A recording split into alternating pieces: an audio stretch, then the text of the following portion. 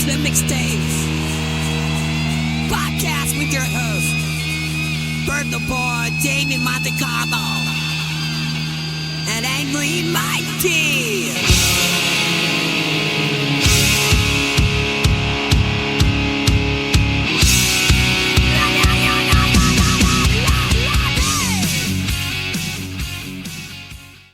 Hey, welcome to another episode of Mixtapes Podcast. I'm Bert Lepore. I'm here with Angry Mike D. Damiano missing again. Last we heard, he was checking out the Kentucky Derby.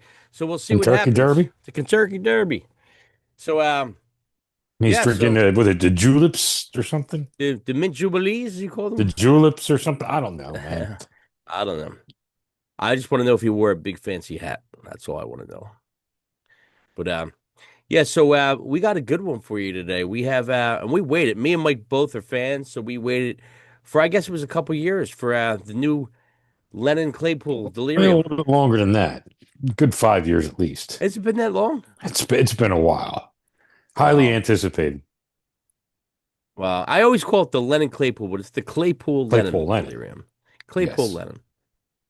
Lennon. Yeah, so this is going to be pretty fun. So it just came out Friday, and today is Sunday, and we're giving it a review. So yeah, so let's jump into a little stuff about this. So the concept of the song and the album, so it's a concept record, serves as I can't even say it, like a satirical. Is that the word satirical? Satire? Satire, yeah. Cautionary tale inspired by the paperclip maximizer. Now, you ask, what is the paperclip maximizer? I had to look it up. The paperclip maximizer is a thought experiment proposed by philosopher Nick Bostrom in 2003, illustrating the risks of artificial general intelligence, AGI. So it describes AI, like AI tasks with making paperclips that is improperly aligned. You know, they could turn all matter in the universe into paperclips and destroying humanity and its purpose of this single goal. Wow. I mean, I'm gonna have to check that book out. That's shit that might be happening, right? So, yeah. So pretty much this sounds, I guess it talks about like, what if AI takes over the universe? I guess that's kind of what the album's about. I didn't see the whole, we didn't get the in the mail. I know you ordered it, and it comes with a comic book and stuff like that. Yeah. You're So waiting. I really didn't look into too much of it. I wanted to open it up as a package, but you know what? It didn't happen. Amazon was slow to get this one out. Yeah, I'm sure it's probably sold out already too. I'm sure it's probably hard to get. I'm not even sure if it's out yet. I think it's just they delayed it a week. I'm not sure. Well, maybe they released the MP3s and they didn't release the whole record yet. So yeah, But man. I'm a nuts one that was ready to spend $55 for it. That record's expensive. I mean, it comes with probably some cool stuff, but that's like a $55 record, which means after taxes and if you're paying shipping, it's $60-something easy. Yeah. Easy there. That's pretty fucking expensive. But we did really love the last one. The South of Reality record was so damn good. And I gotta say, I really liked the first one too. What was the Monolith? The Monolith of Phobos. Yeah, that was pretty good. And then the one before that was that the EP before I that? don't know. You know what? I'm not sure if that came out in between or not. I don't have that one. I mean, that's okay. But it's It got had some covers cool stuff on there. Yeah. Yeah. But that South of Reality really, really hooked me. It was such a good record. So talking about what we understand, it's about the narrative of the story follows this protagonist, in a world with a ministry of manatees searching for the golden egg of empathy, which I fucking love that title, you know what I mean? To bring humanity back to technology kind of, by the paperclips, which is fucking, it's pretty weird. And Willow, the singer Willow, is featured as a sacred feathered goddess. And she's So on that Willow, main who track. is Willow? Is that Smith? No, I don't think so. Because I was trying to find No. out, and the only thing that came up when I typed in on when I looked in the link from the album, Willow Smith comes up. Maybe it is Willow Smith. I'm not sure. That's why I could be wrong. But when I click on Spotify, it says who else is on this track, and you click the Willow, it went to Willow Smith. Let's see. who is featured on the new Claypool Lennon record, Willow. Yeah, it is Willow Smith. It is okay. Wow. How about that? I never would have known. I didn't even think it was that Willow they were talking about. Okay. Interesting. Interesting. Okay, so yeah, this was released on May 1st, 2026. It definitely combines, less I mean, actually the bass is almost, I hate to say too much, but there's a lot of bass. I wish Oh, come on. There's no too much bass. Come on. it's good. I just wish some of these bass riffs were guitar riffs. But it's good. It's good. So we're gonna get into it. But it does come with a 24-page comic book, the record. So it should be pretty cool. It should be pretty cool. I'm sure Michael Show will do like another little clip when Mike gets it because I didn't order it yet. I'm not ready to part with the $60 yet. So the core duo, of course, for the record is Les Claypool's bass, vocals, production. He's also known for Primus, of course. He's got that funky experimental kind of style playing. And then we got Sean Lennon, guitar, vocals, songwriting, production. Also known for the Ghosts of the Saber-Toothed Tiger, which is Mike actually showed me some of that stuff. It's really good. Really, really good. And it mixes Claypool's kind of experimental craziness to Lennon's got a very dreamy, kind of psychedelic sound. Almost like his father. A lot like his father. So it's pretty cool. The album's self-produced. They did it, I think, at Claypool's studio. So they did it themselves. So yeah, we're gonna rank this album. We're gonna take like we usually do. We're gonna take our ratings from 1 to 10, combine them both, and then come up with an average, and then we'll average the whole album out. We'll go song by song, and we'll give our thoughts and our own personal ratings on each song, 1 to 10. And yeah, here we go. Just 14 tracks. We didn't include the intro, which is just kind of like nothing, and we didn't include one of the instrumentals. That's just like a short little passage. So here we go. So there's going to be 12 tracks we're doing. Coming to number 12, Simplest of Deeds. What do you got there, Mike? Yeah, I mean, I really could have gave this lower. I gave it a 6. It's a silly in-betweener track, really. I mean, doesn't do nothing for me. But as a whole, it's there. Right. I gave it a 5 out of 10, which is my lowest score. It's my least favorite tune on the record. It's definitely driven by the character voice. It's part of the story. But there are some real cool instrumental parts going on. But the vocal parts kind of crashes the party for me on this one. The music's excellent, The spoken lyric thing, it works for the storyline, so it fits in this for the Right. story. But you're not going to put this track on. I gotta listen to this track. It's not making a mixtape. It's not No. making a best of, no. But it's good for the record as a whole as a storyline. So that's fine. There's nothing wrong with it. I wish I would have gave it a better score, maybe to give the album a better score, but I got to be honest, it's a 5 out of 10. It works for the record. Coming to number 11, Through the Horizon. What do you got, Mike?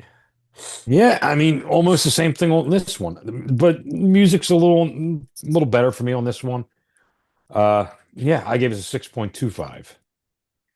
Yeah, I gave this one a 6 out of 10. It kicks off kind of dreamy, a little spacey.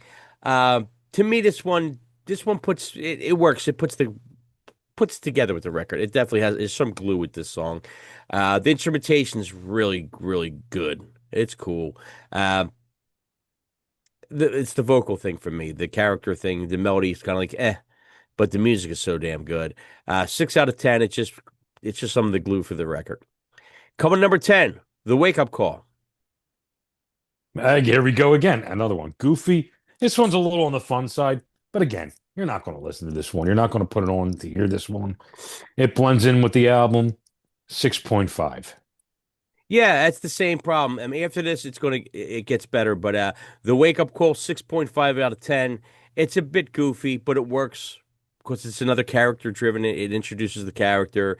The storyline. It's the voice. It's the Claypool goofy voice. But it's not making my playlist anytime soon. But more glue for the record of telling the story. Okay, coming in at number 9, Mantra of the Manatee, or Mantra of the Manatee. Mantra of the Manatee. Mantra. I say mantra, it's mantra. Yeah, what do you got, Mike? This one, I kind of like this one. I gave it a 7.75. It's not my favorite on the album. I probably won't go to it, but it's got a cool sound to it. Kind of reminds me like Primus meets Donovan. Yeah. Um, yeah, for this one, I gave a 6.5 out of 10. Man, like I said before, I know it's less Claypool, but there's so much pumping and bouncing of that bass, man. I wish some of this was guitar riffs over it. Oh, there's not too much bass. Yeah, but if there was more guitar, if there no, was no. a heavier guitar, I probably would love it. Um, yeah, yeah, that's the only thing for that. It's just the bass is played as a guitar on some of this, it sounds like to me. The verses are cool, but the vocals are just a hack version of a Doors torn. It sounds like a Doors tune to me. I mean, you've heard that song. You know that song. Yeah, exactly. It's nothing fresh and new here. You heard that song. It's 100% fucking same song. I don't know what it is off the top of my head, but I know the melody. Okay, coming to number 8. It's a wrap. Last track on the record. Man, I don't know what to make of this one because it was almost like 3 different songs put together, with the middle part being very narrative driven, very long. I really liked the beginning part of it, and the end part was really cool. Kind of has this like little Mr. Bungle part at the end of it. I gave this one a 7.5. Okay. I gave It's a Wrap a 7 out of 10. I mean, it's the last song on the record. It's pretty long. It clocks in almost 13 minutes. Really cool keyboard opening with it, man. The opening's really good. It's got some sort of weirder vocal fets all over it, but it's a bit long. But I do like this one. I like it, but that middle part probably could have cut that out and probably be even a better song. But it's the whole story about the paperclip, so right, exactly. So it is what it is, but it's not bad. 7 out of 10 is not bad. It's pretty good actually for a track that's that long, you know. Coming in at number 7, Heart of Chrome. What do you got there, Mike? Heart of Chrome. I gave this one an 8. I like this one a little on the slower side. It's very chill, man. It has a very, very psychedelic feel to it, like most of the album. Okay. Heart of Chrome, I gave a 7 out of 10. My first listen, it wasn't that high. I went back, listened to it a couple more times, and it went up a little bit for me. It definitely leans into like a lot of textures, man. It's got a cool, steady groove to it. It definitely has a good groove. The atmosphere is really calculated, if that makes any sense for the song. It takes a couple listens too. I mean, his bass it's pretty blaring. It's pretty good in this one. Yeah, the instrumentation really builds up. Like I said, it took me a couple listens to kind of get it. The vocals are pretty solid through the whole thing. Nothing particularly memorable vocally, but it's more like a narrative. It's a lot of these songs that are in between are more of a narrative to the story, and the songs that pop really pop. There's a couple that are just great. But it's good. It works for the concept, man. It's just not a song that stands out like, oh my God, like, but it's good. 7's still good. A 7 is real good, actually, still. So, yep, let's move on to number 6. Melody of Entropy. I can't even say entropy. Entropy. How do you say that word? Some of these words I don't understand. Entropy. There you go. I wasn't even fucking close. Melody of Entropy. I could be wrong, but that's what I would say. I don't know. Yeah. All right, we'll go with that. Listen, So, they know how I talk on here. I never get the words right. I almost like the previous song, but it's a slower, chill song again. Kind of very Pink Floyd kind of meets the Beatles sound. That's funny you wrote that because I wrote something like that. Yeah. But I like this one. I really do. Yeah, I gave this an 8 out of 10. I like this one. What did you give us, Mike? I gave it an 8. I gave it an 8 also. So 8 out of 10. I mean, it opens up with a strong Pink Floyd inspired atmospheric sound. The vocal melody is pretty damn good on this one. It's pretty effective, Yeah, overall, this track is a solid track. I like this one a lot. I thought it was really, really good. Coming at number 5, Troll Bait. Troll bait, troll bait, troll bait. This one I like, man. Comes in, it's like this crazy Primus beat. It almost sounds like one of the like a crazy Primus track. Yeah. And then it kicks into this Black Sabbath part, man. Oh my God. This is such a cool track, man. I like this. I gave it an 8.25. Yeah, I gave Troll Bait an 8 out of 10. This one's pretty cool. It's out there. This is if you I mean all of it's out there, but this is out there. It's really cool. I like the arrangement of the song. I think the weird parts make the song better. This is one of those things that the weirdness makes it Hmm. even better. Troll Bait. Yeah, it's got that weird vocal thing and then it goes in these cool melodic parts and heavy parts. Yeah, I dig that one. Troll Bait, 8 out of 10. Coming to number 4. Cliptopia. Liptopia. I gave this an 8.25. I don't remember too much of it coming off of the Golden Egg of Empathy, but I really, really like the bass in this one too. Yeah, the bass is pretty good in this one. I gave it an 8.25 out of 10. I think this is a strong track. It's got a really standout bass part into intro. Kind of like a retro style vocal, on it. It's memorable. The melody's definitely memorable for me. Overall, the execution makes this one of the highlights of the record for me. I think this is one of my favorites off the record. Definitely really cool. Going into the WAP, the WAP, Mike, coming at number 3. What do you got? Is this the one they released first, I believe, right? It is. I was wondering if they did a cover when I first saw that title. Yeah. But no, man, I like this one a lot, man. This is an 8.5. Yeah, I gave WAP WAP. I gave it an 8.5 also. I like the intro, the bass. Now the bass here, I love the bass here. It's just got these pounding. It's like in these demanding steps, if that makes any sense with the bass. The vocal melody is really, really good, and the vocals are smooth, man. I love his voice on this. It's a good tune. 8.5 from me. Another highlight on the record. Coming to number 2, The Golden Egg of Empathy, title track. And this is another one. Like it's definitely tied for my top on this one. I gave this one an 8.5. Oh my God, man, the bass in this one, it just kills me. Oh, I love it so much. Yeah, it works on this one. Oh, it's so good. It works on this one. I gave The Golden Egg of Empathy an 8.75, another big score. This is just a cool tune, man. Great bass line. Willow's vocals work well with this tune. It just does. It works well telling the story. This is a solid tune. Another highlight off the record. One of the best songs off the record. Coming to number 1, Meat Machines. What do you got, Mike? Yeah, three-way tie for me. 8.5 on this one for me. Maybe the best track on the album.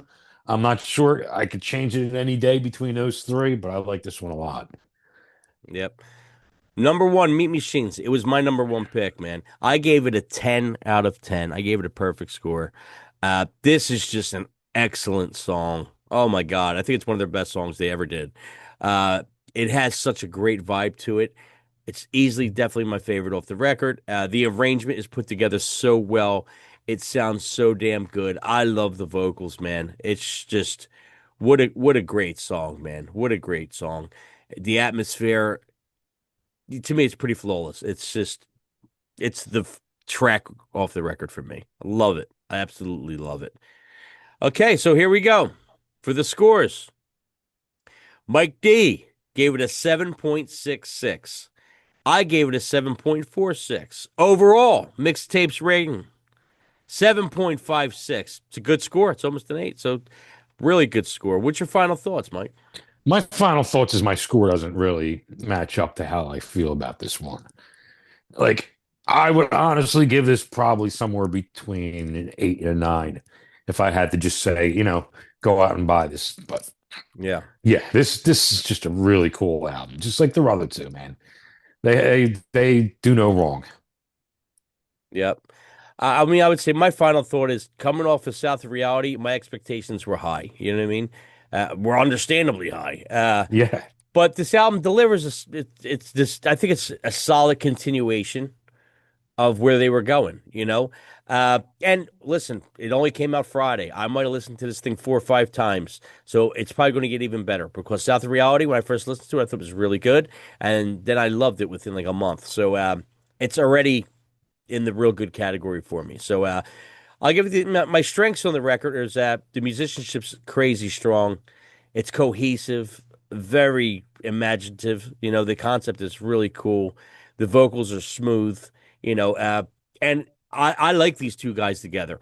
I think it's a good mix. I think the styles where Claypool is so out there and Lennon's out there in a different direction and combining them together is it's my favorite Claypool thing that he does. It really is. I think this is my favorite project that he does. I mean, Primus is cool, but after it gets goofy. There's some Right. goofiness, but it's also got the other kind of imagery and atmospheric Pink Floyd kind of weirdness that Lennon kind of brings in with that distinctive Lennon voice. So yeah, so the only weakness, if I had to pick a weakness on the thing, is over reliance on the bass. But it's Les Claypool. You're going to get that. That's what it is. So I just wish there was a little more guitar texture in there. I would probably love it even more. But it's Les Claypool. It is what it is. And of course, even though it ties to the story, some of the gimmicky vocal approaches where it sounds like you're watching a Saturday special cartoon or something, but it makes for the story. But overall, I say this album's worth getting. If you like South of Reality, you're going to like this just as much, and I'm sure I'm going to love it even more in a month. But high price range for the CD's $14.99, not bad. The MP3 might be $14.99.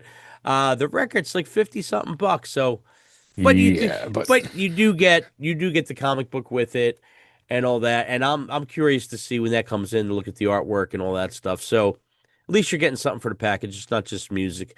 But I think it's worth picking it up. If you don't have the money, get the MP3 or the CD, order on Amazon. If you want to go for the big package, get the record, but or the vinyl. And yeah, I think it's worth picking up. I'm sure you do also, Mike, of course. absolutely, I didn't cancel it, so Yeah. yeah, I'm still showing out that $55 for it. So yeah, next episode we're gonna get into Jeff Tate just released Operation Mindcrime 3, and I already got to listen to it. I picked it up already as far as MP3 goes. I don't think it's ready on the vinyl or anything or like that. And my first listen or two, pretty damn good. And we're probably going to get into that next week. So yeah, mixtapes. We'll see you guys soon.